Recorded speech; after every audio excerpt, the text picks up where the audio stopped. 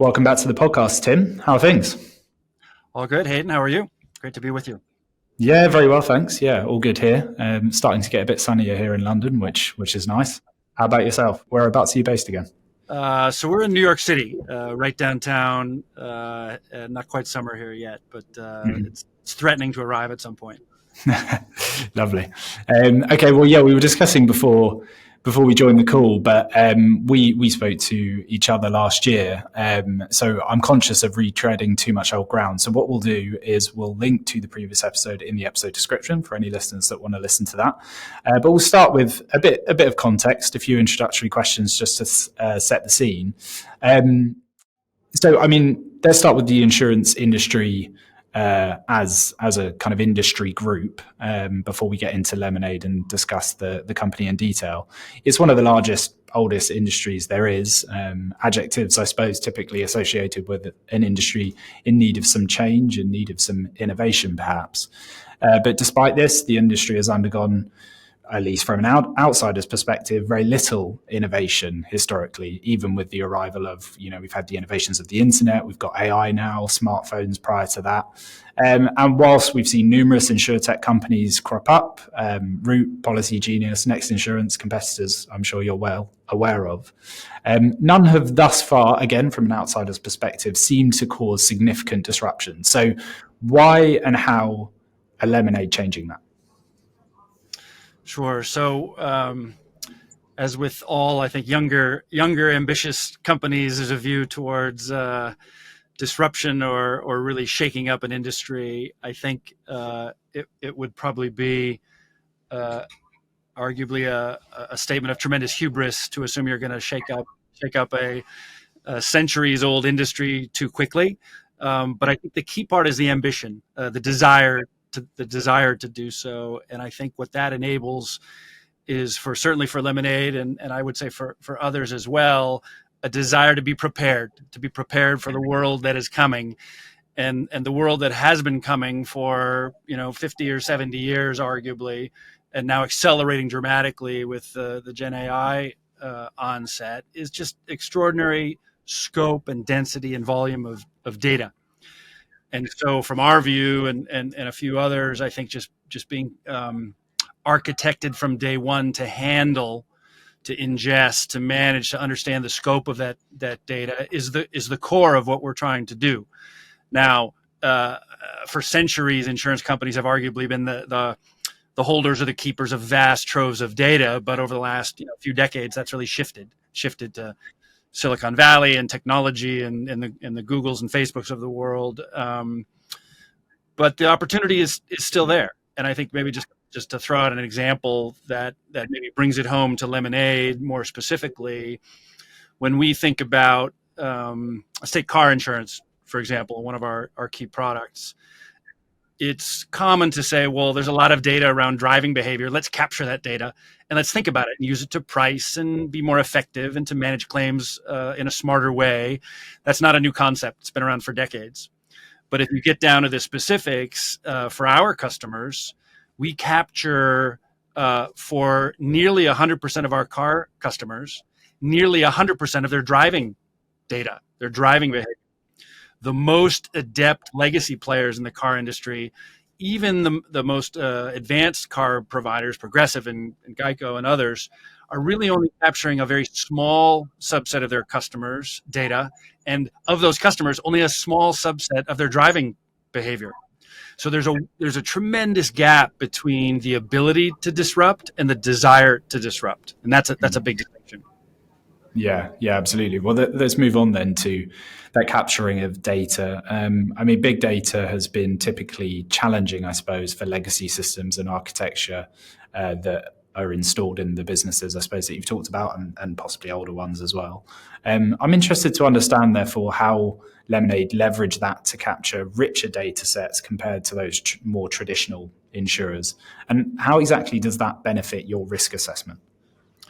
Sure. So when you build a single system to manage the entire business, you've got a head start. You've got an advantage. So 100% of our customers are digitally enabled, digitally acquired, They have an app downloaded. They've come to their website. It's not a subset. It's 100% across the board. And so we're starting with an advantage, 100% of our customers in a single platform. Contrast that with lots of large legacy players where, again, it's a subset of their customers across dozens, in some cases hundreds of different technology platforms. And so again, our advantage is starting from that, starting on first or second base, really, to get to ultimately the same goal. The key part of one key part of insurance is really the pricing aspect, and how do you price more in a more granular level, where you're less reliant on averages or proxies or things like that to understand the risk of a customer and therefore the price of a customer. The depth of that data is what enables that to occur. So every day we're getting a little bit better at honing in on that individual risk for that individual customer. There's obviously regulation and things that we have to follow and monitor as we get there. But every day we get a little bit better at pricing that individual risk and that individual customer. Great. And then just to bring it home from the consumer's perspective, I suppose, I guess all of that translates into lower premiums, or, how do you pass on all of the value that you're capturing there onto the individual consumer? It's interesting because it's really an opportunity for us. It's an option for us. And so when you're delivering a product that's more effectively priced, which we believe it is and will become more so, and with a cost structure that's more optimized, even at our current state, we're not at scale yet. We're relatively small by insurance standards. We're already seeing really impressive, for example, loss adjustment expense, the cost of managing claims. We can compete with the largest incumbents in terms of that metric already at this stage. What that enables us to do is to say, if we're able to acquire a given customer more profitably or service that customer more profitably, do we want to return some of that benefit to that customer in the form of pricing?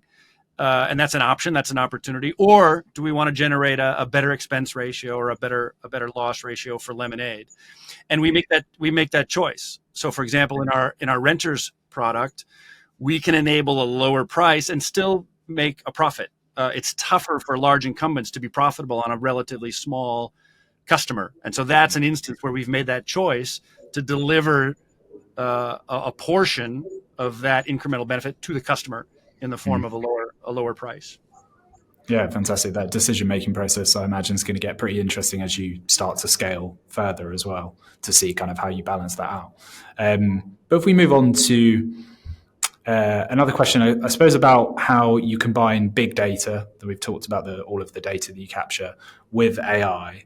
I was reading an article on your website that talked about how the combination of those two things enabled AI automation, which, again, a nice example, I saw described Lemonade automatically creating fire and storm warnings based on NASA satellite data. I think it was called Project Watchtower.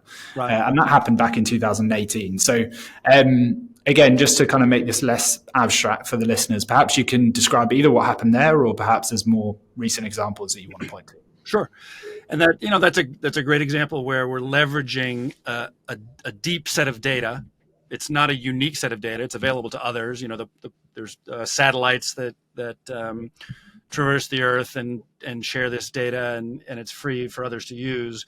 But the ability to leverage that data and use it in a way that in real time, in this example, we're able to say, there's a localized spot, looks like a wildfire, we're not sure, but we can take steps in an automated way to minimize sales of products in that area, for example. And that has been in place for some time.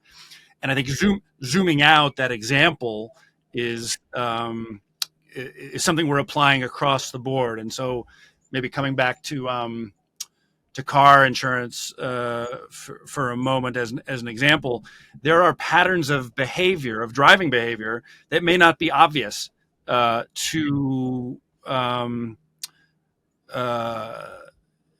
how you might evaluate the risk score of a customer. There are things that are obvious, aggressive braking, speeding, things like that, where it would be intuitive. But there's other behaviors around driving style or driving behavior that can tell you more about the risk profile of a customer, that AI can tell you how those patterns fit together and drive a better understanding of the customer and their risk, and therefore pricing that wouldn't necessarily be intuitive to a human underwriter. And so that's just one more resource that we're able to feed into our algorithm to say, all right, within these parameters, within this regulation, this is another data point that we can then use to evaluate the risk of that customer. Yeah, fantastic. So I suppose if we imagine kind of the AI innovation being split into two acts, again, this was how I saw it described in an article on your website. Act one was all about kind of improving efficiencies, customer experience, that sort of thing. And then Act two was about the AI actually proactively kind of raising questions, spotting correlations that, again, as to use your words, a human might have otherwise missed. So do you see us very much in that second phase now?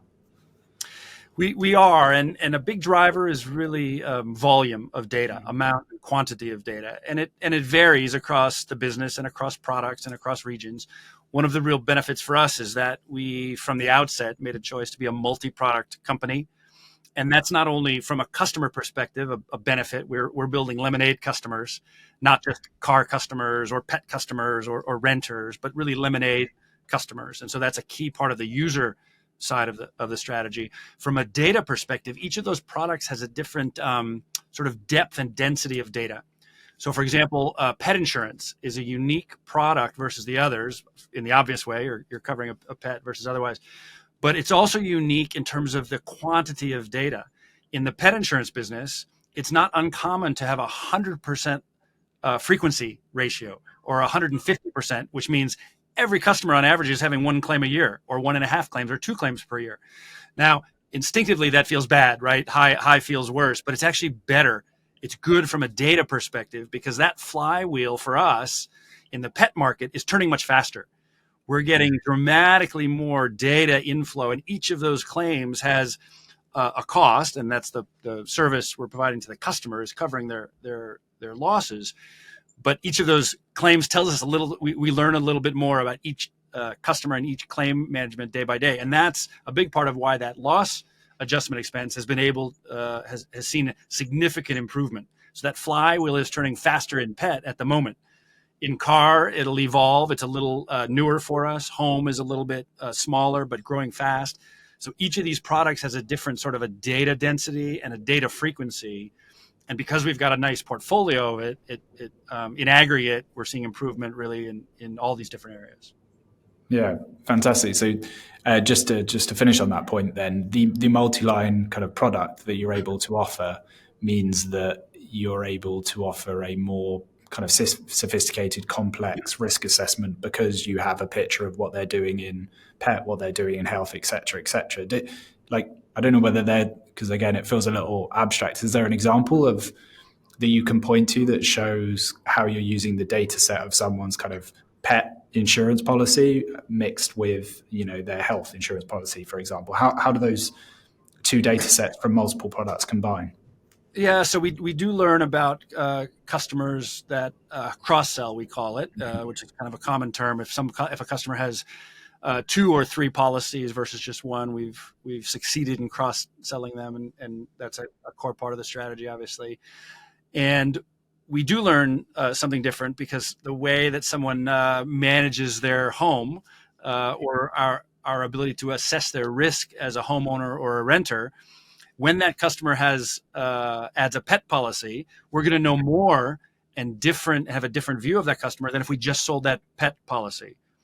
The pet policy, for example, is very focused on the pet itself and the risk profile and the breed and all those things, which makes a lot of sense.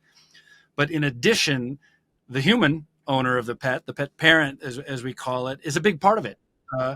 A more fastidious or thoughtful, responsible homeowner is probably going to deal with their pet in a similar way. And so there's a lot of parallels. And so that if you think of it as sort of a composite view of that customer versus an isolated product by product view, that's becoming a real benefit for us.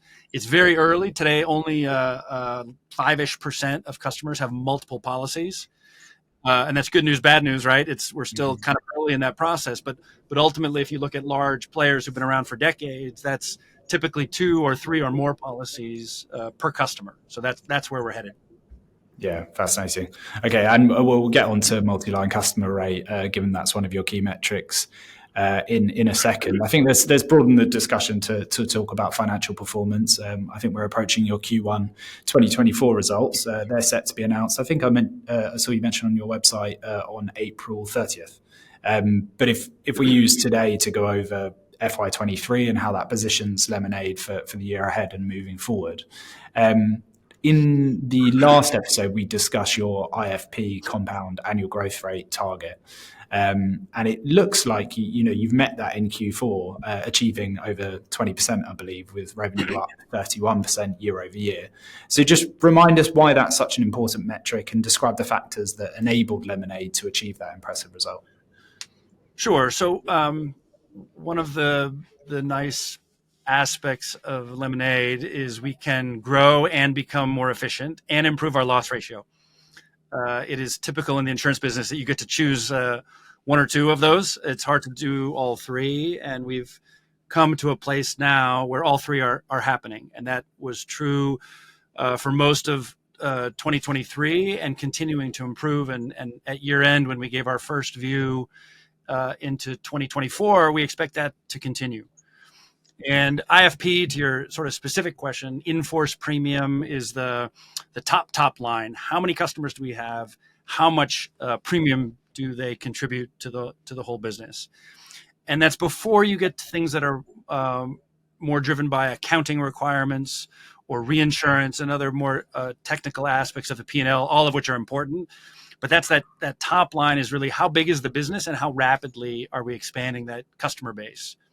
We grew, as you said, 20% that top line in 2023. And then we have indicated that we expect to accelerate that growth to the high 20s, to 25, 26, 27% over the course of 2024. One of the ways we're able to do that while improving the financial performance is we have a partner that's helping us finance our growth spend. And so that trade-off in the financial model to grow faster usually results in a bottom line that deteriorates. Our expectations for the year that we have shared publicly suggest that we expect not only to increase the growth rate, but to improve the bottom line. So both of those things happening at the same time. That means we're improving so much that we're covering the incremental growth investment. And that's a real accomplishment. Yeah, absolutely. And I mean, you've kind of alluded to it there. You described in the last interview the company's ability to pull on these different levers and kind of affect these different metrics to affect the overall growth rate, which I suppose is what you're discussing there. And that could be, I guess, involved in the decision-making process in terms of when to pull these levers. Macro conditions, market conditions are going to affect that. Talk to us about kind of why the current how the current macro conditions are setting you up for the strategy you just described there. Are they particularly favorable at the moment? How do you view the wider market? I feel like the last 2 or 3 quarters have really cemented our confidence that the worst of the headwinds are behind us, and I'm referring to things like inflation, our ability to file rates and get them approved, all of which feeds into pricing and growth and loss ratios and a lot of the key measures. For a time, that was not the case. Inflation was accelerating. Filing for new approvals with regulators was really, really tough, like a notably tough environment, even looking back decades.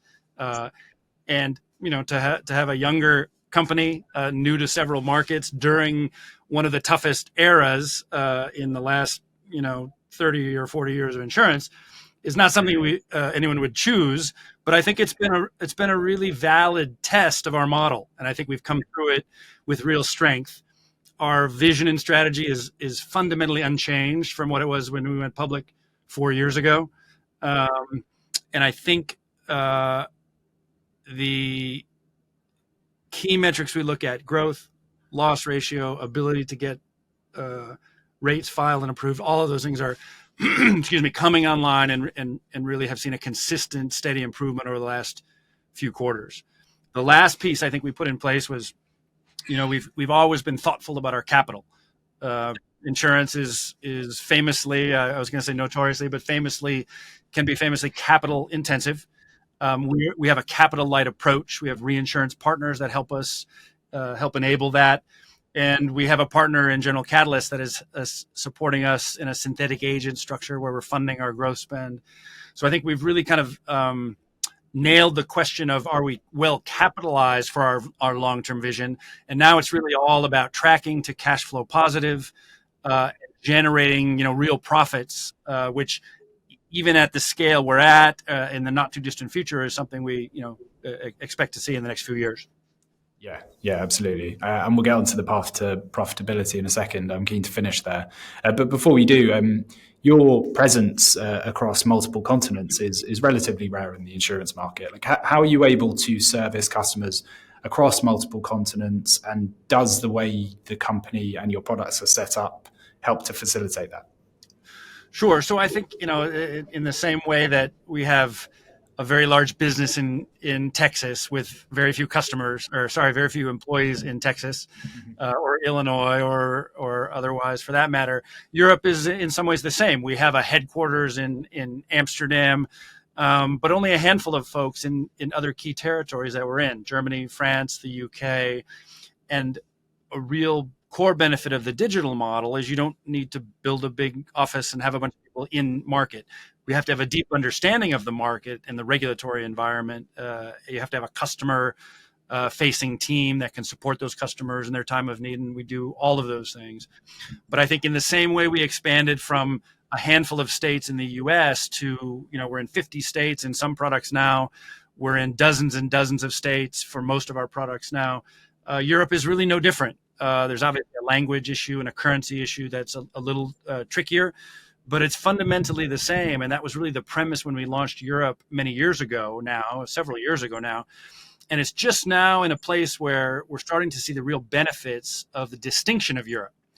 In Europe, for example, customers there's quite different behavior, and each country is a little different, of course, but it's much more common to shop around based on price, and price comparison websites and things like that are much more prevalent in Europe than they are in the US. That gives us a real advantage because when you're in a market where you can rapidly adjust prices, we're ideally suited for that with our platform and our sort of data-driven approach. So it's been a great entry point. We're much happier to be in Europe now, having launched it 4 years ago, than to start the process now or a few years from now. Yeah, absolutely. And it does seem in 2023 that Europe beachhead, when you first launched it, as you say, a few years ago now, really kind of came of age, matured. I read that you recorded 100% IFP growth out of Europe last year. Talk to us just about how significant and important that milestone is. It's it's a small base in absolute terms, but significant in percentage terms, and it's really kind of cleared that initial threshold of credibility. I think we recently it wasn't too long ago that we launched in the UK, which is our fourth territory, and that's now our largest territory on a premium basis already. And so, while launching in new territories and launching new products is hard, there are pleasant surprises where things go faster than you expect, and that's what we've seen now. We've got a broad enough base and enough experience where we're seeing that in Europe. And you may have seen there was a recent announcement where we moved into homeowners insurance in France, and so this is you saw a similar move 5 years ago in the US, and now we're in a position to really leverage that in Europe as well. Yeah, and that progression from kind of a mono to a multi-line product base in France, is that the start of being able to offer the full range of Lemonade products in Europe? Is that how you see it, or will you just kind of iterate as the market evolves? It's I would say the long-term vision is many products in many territories. What we've learned in the US is one of our early assumptions was you must have every product in every territory to get to a certain point. We found that's actually not true. In a perfect world where regulation was not an impact, that would certainly be the choice. We don't live in a perfect world. Europe has regulations as well. And so what we have found is, particularly in these relatively early periods, our first real decade in market, we've got the ability to choose the markets carefully, choose the products carefully, and where we see those benefits, we'll kind of double down and accelerate their growth there. Ultimately, we'll be in many countries and many products, but how we get there is there's no right path in how we get there. We've found that being opportunistic has really served us well. Okay, well, we've discussed the top line, and we've touched on a few of the ratios as well, expense and loss ratio particularly. So I want to dig into those now and talk about efficiency as a whole. Operating expenses were down 5% year on year, I think. And again, last time you spoke about how Lemonade leveraged the tech platform and homegrown AIs. You've got a suite of homegrown AIs to optimize the top level metrics that we've discussed so far. So the earnings statement highlighted one of these. It was called LTV. So perhaps you can just tell us what that is and how it's helped improve Lemonade's growing powers of prognostication. Sure. So LTV stands for lifetime value. And so as with every insurance company and probably every company, there's a view of how much is each customer worth to us. And it's typically the amount of premium that comes. In our case, that's really the revenue. And then you take out the losses and the claims and then all the expenses of managing that customer. And so we've got an LTV model today where we can estimate the LTV of each individual customer. This is rare in the industry. It's certainly a goal of every player in the industry, but it's rare that we're able to create a credible model that estimates the lifetime value for two customers that may look very much alike. So it is common in the industry because of limitations or legacy systems or history or whatever. If two customers are a similar age or a similar income or a similar address and you're selling home insurance, you might price them similarly. You might view their lifetime value as more or less the same.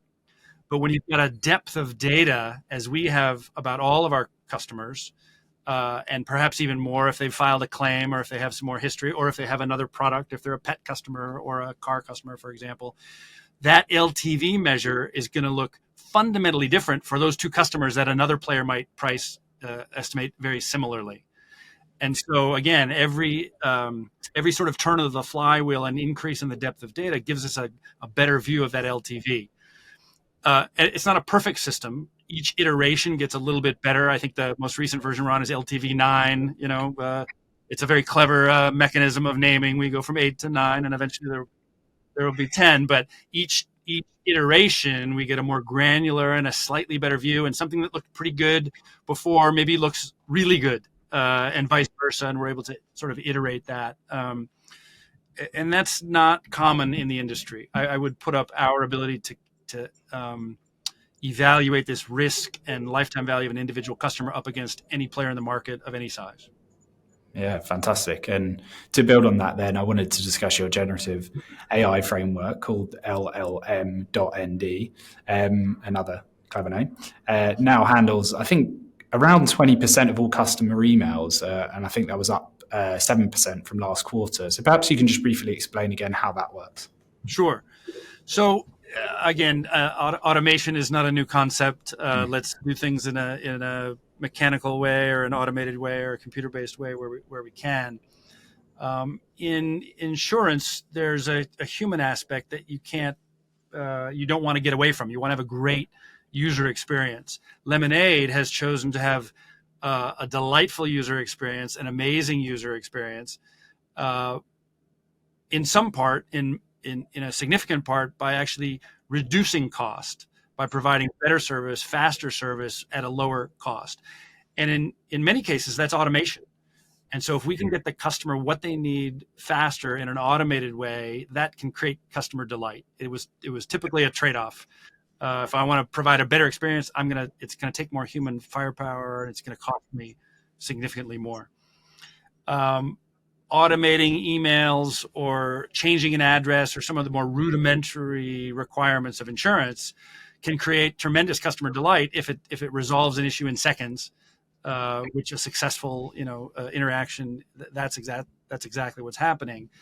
And moving that number to the right proportion, higher is better, but at some point too high might be not so good, right? If the customer experience degrades. And so that 20% mark, and that's something where, almost on a weekly basis, that's shown upward pressure and improvement, is a great a great testament. And remember, if we're growing 20 or 25%, even just keeping that same ratio is a real accomplishment. And so on top of that, we're actually increasing that percentage. That really indicates the value that we're unlocking there. Yeah, absolutely. No, that's a really good point. And to finish on this section, kind of largely around efficiencies, I suppose. Let's talk about loss ratio, which I think probably is a nice segue actually into the path to profitability section that I want to finish on. That loss ratio came in at 77%, I believe. The metric showed a 12-point year-on-year improvement. So this is widely regarded as kind of the primary measure of an insurance company's overall health, measuring the dollars you pay out in claims divided by the premium you're collecting. So what were the key factors responsible for that significant improvement? Sure. So we are seeing significant improvement. It's important to look at the overall trend. Sometimes you can see quarterly fluctuations that can kind of cloud the overall progress. A year-on-year comparison, I think, is always helpful. In our most recent shareholder letter, we showed a trailing 12-month view. These are kind of different ways of looking at the same numbers to give a better feel for the longer-term trends. And the longer-term trends have been quite positive. For us to deliver a 77% overall loss ratio, that's made up of many different products. So our renters book of business is the most mature part of the business. It's about a third of our business. That loss ratio is significantly lower than the overall 77%. And conversely, home and car are somewhat higher because they're newer, they're more complex, they're more inflation impacted. But the fundamental change, I think it was a 12-point year-on-year improvement. That really tells you what's happening over the course, the longer-term progress of the business. Now, loss ratio is not something that goes to zero, right? By definition, that's the service you're providing to your customers. And so we're getting to the point where each point of improvement gets harder, but it also cuts into the value you're providing the customer. So our target, we've always talked about this sort of 70% loss ratio target. We're edging, quite close to that. And while the quarters you'll continue to see fluctuations quarter to quarter, I think the overall trend will continue to be positive. Yeah, absolutely. Okay, well, on that then, let's talk about the path to profitability. That's something that's obviously going to be on investors' minds and listeners as well. So adjusted EBITDA followed a similar trajectory to IFP, which we've already discussed. I think that improved 44% with gross profit up 165%. So I believe you even ended the year with $945 million in the bank versus $942 million mid-year. Although your co-founder on Twitter cautioned not to expect that every quarter just yet. But what does all this mean for profitability? Where are we on that path right now? Yeah, so look, there was a time where I think it was a little easier to question the viability of some of the younger, newer insurance companies. How much capital they have, how long is it going to last? Growing at a very rapid pace is pretty expensive. And 2 or 3 years ago, you could really look at the balance sheet and say, wow, this might slow their growth, or they're going to need to raise more capital. And in an exuberant market, no one worries about those things. That market is now in the past, and people worry a lot about these things. Fortunately, I think we're well past the point where there's a real question mark around our viability. In fact, our use of cash, as you noted in the second half of last year, was about zero. Plus or minus a couple $1 million on $1 billion balance sheet is a pretty nominal amount. Now, we're not yet to the point where we're burning no cash, but we're getting awfully close. And we indicated that we'd expect, sometime in early 2025, the first half of 2025, that we'd expect that net use of cash to get to zero and then head positive. So I think from our view, we've put this question behind us. The market can be a little more skeptical, and they'll want to see that play out. More importantly is what's next. So break even is nice, but break even is just a step on the way to where we ultimately are going, which is a healthy, profitable business with best-in-class loss ratios, best-in-class expense ratios. And so we're always a couple years ahead of where the business is, and that's a smart way to think. And so we're planning for that next phase, which is cash flow positive and EBITDA break even in the rearview mirror versus coming ahead of us. You talked about kind of break even being a milestone on a far longer journey in terms of getting to ultimate profitability and having kind of a long-term profitable business. Just talk to us about kind of what that next phase looks like. Obviously, don't feel the need to give us any deadlines, etc., particularly with your earnings announcement coming up. But what does that next phase for the business look like? What are the hallmarks of Lemonade going to be in that next phase post break even? Yeah, I think we will see a much broader presence of what we're seeing in more limited areas now. And what I mean is we can look at certain parts of our market. Illinois, for example, was an early state. And so we've got multiple products, all of our products available in a few states in the US. So they're a little further along. And so you've got customers with 2 or 3 or in some cases 4 products. Our average customer across the whole business pays us just under $400 in premium per year. That's a pretty low number in the realm of insurance. But our top customer pays us $10 or $15 or $20,000 a year. And so when you kind of zero in on the subset of the business where things are a little bit ahead, you can see where we're headed. You can see where we're going. So where we'll see things play out is with sufficient capital, a balance sheet underneath us, and with break even behind us, you'll start to see these trends play out not just in isolation, but across the whole business. We'll see our average customer go from 1.0 something policies to 1.5 or 1.8 or 2. You'll see the average premium per customer instead of $400 go to a much higher level, and you'll see brand awareness go from relatively limited to we expect to be a well-known global brand in the realm of insurance. If you found the average 27-year-old renter in a big city in the U.S. and you ask them about insurance, they've heard of Lemonade. They probably have Lemonade. It's not yet true of the average consumer across America or across Europe. And so that's really the opportunity ahead, is going from really what I would argue is tremendous success, but in smaller playing fields, to the entire realm of insurance. We've got $100 billion markets, $500 billion markets, and we're really just scratching the surface at, not even at $1 billion in premium yet.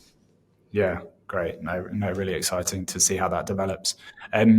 Well, I think we're towards the end of the interview now, and I ask all of the guests that come on the show about the next big idea. It's the name of the podcast. So if we could finish on a theme, a technology, even a product that perhaps is underreported by mainstream media, the potential of which particularly excites you or Lemonade as a whole. What's your next big idea? Talk to us about something along those lines. Well, that's always a fraught question, of course, because you don't necessarily want to share the best idea with the world. So I do love the question, and I will answer. I will take my prerogative here and answer a slightly different question, which is the opportunity really for us, and I do think it's somewhat responsive, is to really continue this track of creating a view of the customer from a data perspective and from a behavioral perspective. I look at, I've been an insurance customer for, 40 something years, and I'm not a Lemonade customer because I'm not yet the target customer of Lemonade. I use a competing firm that everyone in America has heard of, and they're very large, and I pay them a lot of money every year, but they don't know a whole lot about me. They know very little about me. I don't talk to them. There's no app I spend a lot of time on. I can check how much I owe them, and that's kind of it. And if I think about that, and that's the most in-depth, best provider, highest value, most beloved, top brand, the bar is still pretty low. And this is 2024. This is not 2015 when we started. It's still essentially the same. And so the big idea, I think, is really a cohesive understanding of an insurance customer, an insurance human, and all the different needs that they have. Not only the policies that they need to buy and how much they'll pay, which is really the core of what insurance has always been, but their beliefs and their behavior and how that all comes together and understanding their risk profile. And the core of insurance is really risk. And so if Spotify can understand your behavior and Amazon and Netflix can understand your behavior so well through their algorithms that they can give you stuff that's really, really important for you, there's no reason an insurance company can't have that same depth of understanding of the value of a customer, the risk profile of a customer, the needs of the customer. And that's what Lemonade's all about. And if you can do all that and create customer delight at the same time, those two things together are, it's the holy grail. We've been focused on that for almost 10 years. Yeah, fantastic. I mean, I'm glad I asked the question. That's a great answer. And yeah, I think that's a perfect insight to end on. That just leaves me to say thank you very much for joining me on the podcast again, Tim. It's been a real pleasure. Very good. Thanks so much. A pleasure.